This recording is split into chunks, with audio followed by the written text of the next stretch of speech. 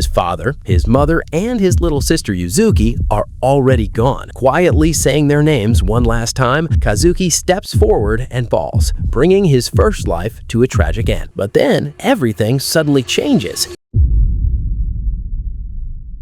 This story wastes absolutely no time because we meet our main character, Kazuki, at the lowest point imaginable. He's standing on the rooftop of his school, ready to jump. This isn't some traumatic teenage phase or a moment of hesitation. He's already lost everything, and in his mind, there's nothing left worth holding on to. The reason is brutal. Kazuki's name has been completely ruined by the infamous voyeur incident, and instead of showing even a little sympathy, the crowd below treats him like entertainment. People pull out their phones to record him, some joke about whether he'll actually jump, and others even yell that his family is waiting for him. That one sentence hits harder than anything else because his father, his mother, and his little sister Yuzuki are already gone. Quietly saying their names one last time, Kazuki steps forward and falls, bringing his first life to a tragic end. But then, everything suddenly changes. Instead of darkness, Kazuki wakes up to someone repeatedly smacking him awake. Confused, he opens his eyes and finds Yuzuki standing over him, complaining that breakfast is ready and that he's going to be late. The exact same sister he believed was dead is standing right in front of him, acting like everything is perfectly normal. At first, Kazuki thinks he's seeing some final illusion before death, but the more he looks around, the more real everything feels. Yuzuki drags him out of bed, and downstairs he finds both of his parents chatting over breakfast like nothing ever happened. His mother serves food, his father jokes about his school uniform, and the ordinary family morning he thought he'd lost forever is somehow back. Kazuki can barely process what he's seeing. Then he notices the date on the television. It's 2023. His mind completely freezes. He clearly remembers dying in 2025, yet somehow he's been sent back 2 years to the morning of his high school entrance ceremony. This isn't a dream. Somehow he's been given another chance to live his life from the beginning. Seeing his family alive again nearly breaks him. Tears start welling up because he remembers a future where every one of them is gone. He still doesn't know exactly how that tragedy happened, but he knows it will happen if nothing changes. Looking at his parents and his sister now, one thought fills his mind. This time, he has to stop whatever destroyed his family. With that determination, Kazuki heads out for his first day of high school. His second life has officially begun. But unlike everyone else around him, he's walking into school carrying memories of a future no one else has lived. The biggest problem is that Kazuki already knows how this story is supposed to unfold. Back in his first life, he got caught in what looked like a typical high school romantic comedy. At the center of it all was Terahito Amada, the friendly, outgoing guy who naturally attracted everyone's attention without even trying. Around Amada was the usual cast you'd expect. Tsukiyama Oji was the handsome and popular son of a company president, while Hidaka Mikota was the school's famous ice empress, admired for both her beauty and her cold personality. Amada had already confessed to Mikoto twice growing up and been rejected both times, yet he still believed the third attempt would finally work. On the surface, it sounded like a harmless romance, but Kazuki already knew how ugly that story became. The true danger wasn't Amada or Mikoto, it was the quiet girl with glasses who stayed in the background. During his first life, she approached Kazuki asking for help because she wanted to get closer to Amada. Since Kazuki considered himself nothing more than a background character, he agreed without thinking much about it. What he didn't realize was that she was being used from the beginning. She secretly recorded footage from the changing room, planted the evidence on Kazuki's phone, and waited for the perfect moment to expose everything. In front of the entire school, she presented herself as the victim, while Kazuki became the culprit. The whole incident wasn't just about ruining him. It was her way of earning Amada's sympathy. Her plan worked perfectly. While Kazuki's entire life collapsed, after that, no one believed him. He was hated, bullied, and isolated everywhere he went. His father even lost his job because of the scandal, and the suffering didn't stop there. His little sister Yuzuki later died in a traffic accident, and people cruelly claimed it was punishment for what Kazuki had done. Remembering all of that, Kazuki makes one simple decision as he enters his new classroom. He's staying out of everyone's story. He doesn't want to become friends with the main characters, get involved in their relationships, or repeat a single mistake from his previous life. Living quietly as an unnoticed background student sounds a lot better than living through that nightmare again. Unfortunately, the universe clearly has other plans. Almost immediately, Amada walks over with his usual cheerful attitude and starts introducing himself. Kazuki desperately tries to keep the conversation short, but Amada doesn't seem capable of leaving people alone. Before long, he's already talking about becoming friends and even tries dragging Kazuki along to meet Makoto, insisting this is a rare chance to talk to such a beautiful girl. That instantly brings back memories Kazuki would rather forget. Without thinking, he shoves Amada away and snaps, telling him they aren't friends and that Amada never believed or helped him when it mattered. The classroom falls completely silent. Amada just stares at him in total confusion because from his perspective, they've barely even met. Realizing he just exploded over memories no one else has, Kazuki hurriedly tries to smooth things over with an awkward joke, claiming the prettiest girl in the world is actually his little sister. Thankfully, Amado laughs it off and moves on, but Kazuki knows he already made himself stand out. So much for staying invisible. After school, he walks home alone, reminding himself that avoiding unnecessary relationships is the safest path. That resolve gets tested again when he picks up Yuzuki after her classes. Instead of happily greeting him, she complains that he embarrassed her by showing up and kept her from spending time with her friends. Hearing that makes Kazuki stop and think. Looking back, he realizes that in his previous life, he was so focused on protecting Yuzuki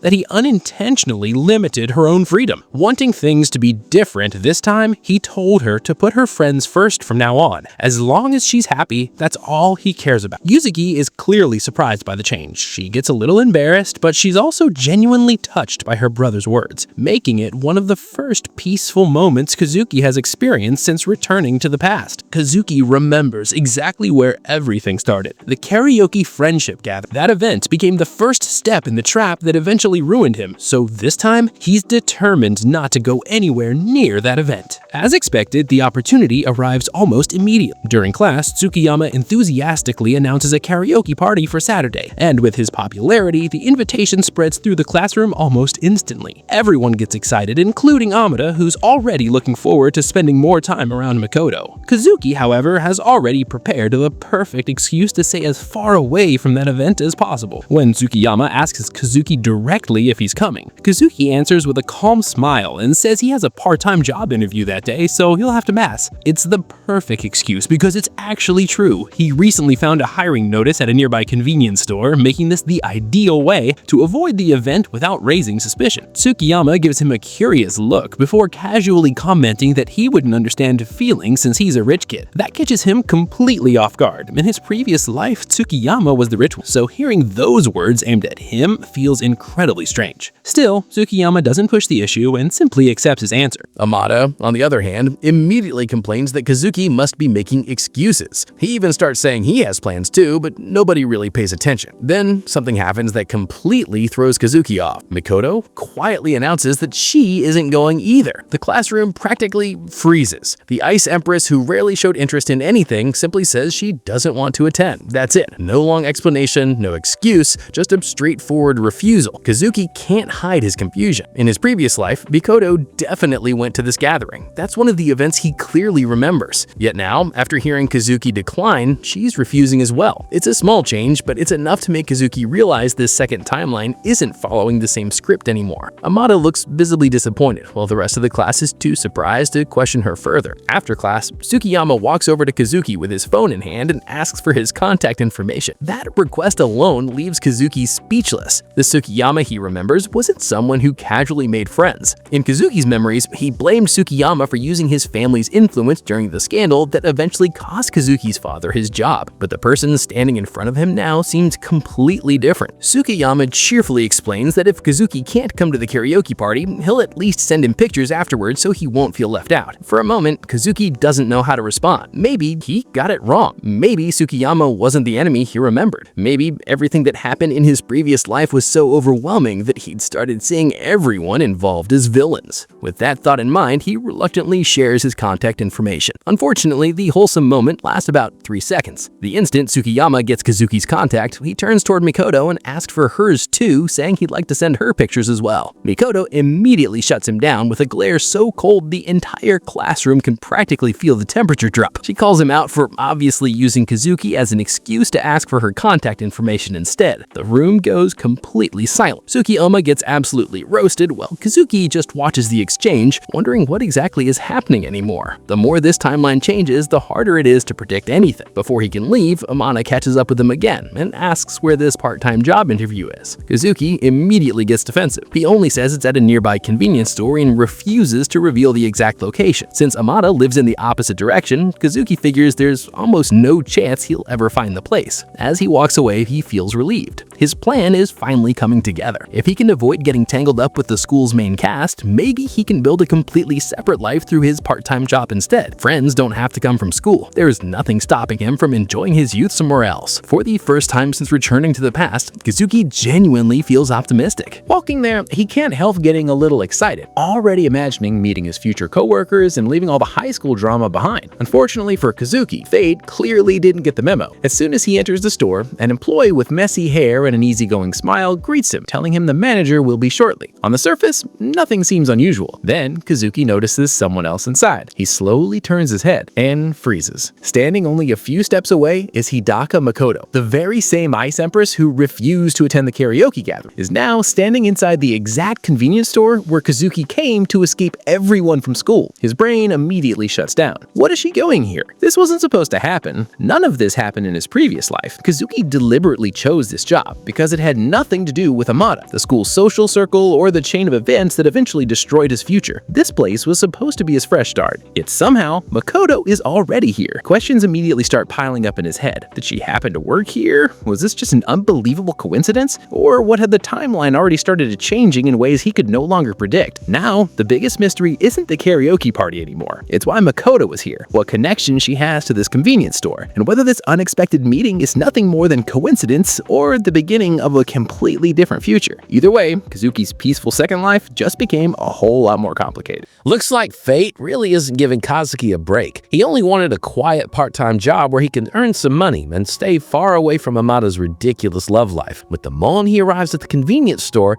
he runs straight into Hidaka. She's standing there like it's the most normal thing in the world, and Kazuki can only stare before awkwardly asking why she's there. Hidaka calmly explains that she's applying for a job. Before Kazuki can even process that, another employee calls her over for the interview. His brain immediately goes into panic mode because this never happened in his previous life. As far as he remembers, Hidaka never worked here. Now she's suddenly about to become his coworker, and all he can do is wait while silently praying something changes. It doesn't. The interview barely lasts any time at all before the manager happily tells Hidaka she's hired and can start training the very next day. Meanwhile, Kazuki feels like his peaceful second life is collapsing right in front of him. Out of everyone connected to Amada, Hidaka is the one he wants to stay away from the most. In his eyes, getting involved with her is the fastest way to end up dragged back into the same nightmare he barely escaped. When Hidaka says politely she's looking forward to working with him, Kazuki forces out a smile, but inside he's already assuming she probably doesn't even want to be around him. To make things worse, she later casually tells him she passed the interview, and his reaction is basically, seriously? He asks about her schedule, hoping there won't be much overlap between them, only to find out they'll both be training during the exact same hours. Hidaka simply says it's nothing, but Kazuki somehow twists that into convincing himself she must really dislike the idea of working together. Honestly, this guy's overthinking deserves its own award at this point. Before they leave, Kazuki stops her with one important request. He asks if she can keep their shared workplace a secret from everyone at school. As long as Amada still likes Hidaka, Kazuki doesn't want anyone connecting the two of them. He'd rather this stay between them. Unfortunately, the way he phrases it completely short-circuits Hidaka. The moment he says he wants it to be a secret between just the two of them, she freezes, blushes bright red,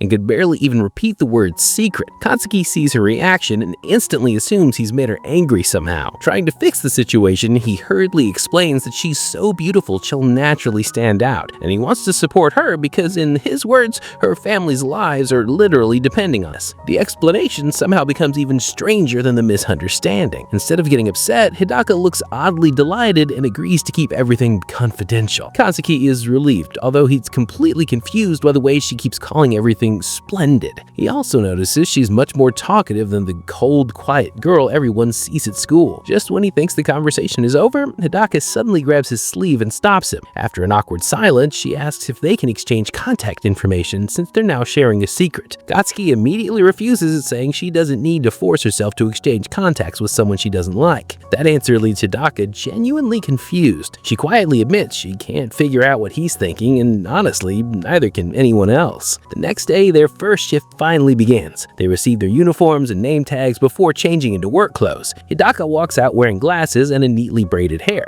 completely changing her appearance, and quietly asks Kazuki what he thinks. He honestly tells her it looks great on her, and judging by her reaction, she seems happy to hear it. Then he notices something that almost makes him sigh out loud. Her name tag literally says Hidaka, so much for staying unnoticed. Luckily, she reassures him that nobody from school is likely to recognize her like this. Kazuki can only pray for a peaceful shift. That prayer lasts about 5 minutes. The second Hidaka starts working the register, customers immediately start complimenting her looks. Before long, some guys are openly trying to ask for her number, and one of them even cuts in line just to talk to her. Watching the chaos unfold from behind the counter, Kazuki realizes that the situation is even worse than he imagined. He quickly calls over the next customer, hoping to break up the crowd and help her out, but instead of accepting the rescue, Hidaka quietly insists she doesn't need his help. Kazuki is left standing there wondering what just happened, while Hidaka secretly complains that him suddenly stepping in like that isn't fair. Meanwhile, Kazuki is already questioning whether he'll survive this job. As if things weren't awkward enough, the store door opens around 7 in the evening and a cheerful older man walks in, loudly greeting Kazuki. It's Yuzu's father. The man proudly watches Kazuki working before turning to Hidaka and asking her to take good care of him, describing Kazuki as a good kid with some unusual sides. Hidaka politely nods. Then things somehow become even weirder. The man mentions that Yuzu has been worried and says they'll all talk once they get home. Before Kazuki can react, Hidaka calmly responds, "Yes, father-in-law." Kazuki's brain immediately crashes. He desperately tries to brush the comment aside while internally wondering how the conversation managed to spiral this far off the rails. Trying to get back to work, he moves over to the bagging station. Hidaka walks over and insists on helping him. Just as he's about to thank her, a customer casually says they don't need a bag. For some reason, those 4 words completely stun Hidaka. She freezes on the spot like her entire operating system just stopped working. Kazuki has absolutely no idea why such a simple comment hit her so hard, but with customers waiting, he tells her to handle the restocking instead and keeps working. Eventually, the shift finally comes to an end. The staff thanks both of them for their hard work, and Kazuki lets out a huge sigh of relief. He survived, although he'll be working with Hidaka again tomorrow. Walking home, his thoughts become much heavier. Everything that's happening reminds him of his previous life. Back then, every interaction he had with Hidaka happened because of Amada. If history repeats itself and she again asks for his help getting together with Amada, Kazuki believes it could eventually lead to the same tragedy that destroyed both him and his family. No matter how different this version of Hidaka seems, he refuses to let that future happen again. Then another thought crosses his mind. If Hidaka and Amada simply got together from the beginning, none of the other girls would fall for Amada, nobody would drag Kazuki into their problems, and maybe everything would finally stay peaceful. The more he thinks about it, the more convinced he becomes. Tomorrow, he'll encourage Hidaka to confess to Amada himself. Determined, he starts walking again, only to suddenly hear a voice right behind him. "Hey!" Kazuki practically jumps out of his skin before spinning around to find Hidaka standing there with her usual unreadable expression. She explains that she actually wanted to apologize for something, then changes her mind and says there's something even more important she needs to tell him instead. Kazuki tries to brush it off and steer the conversation toward his own plan, but Hidaka calmly explains why she's been acting so differently these past 2 days. Whenever she looks directly at his face, she gets so nervous that she can't talk normally. That's why she's nothing like the cold, composed girl everyone sees at school. Before Kazuki can even process that confession, Hidaka suddenly asks him if he has a girlfriend. He stares at her in complete confusion before quickly denying. She brings up the girl who was holding his hand during the entrance ceremony, and Kazuki immediately realized the misunderstanding. Laughing it off, he proudly pulls out a picture of Yuzu and excitedly explains that she's his adorable little sister.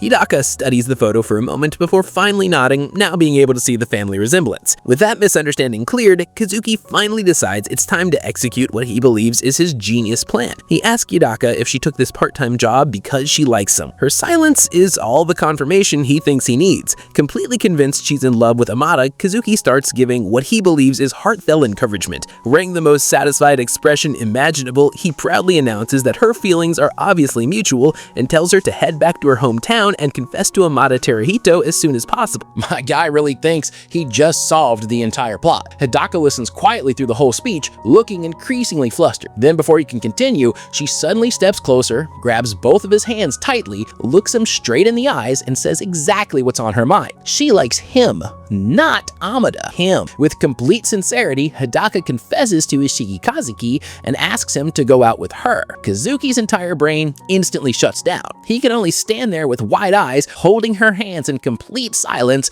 as one thought endlessly echoes through his head. Wait, what did she just say?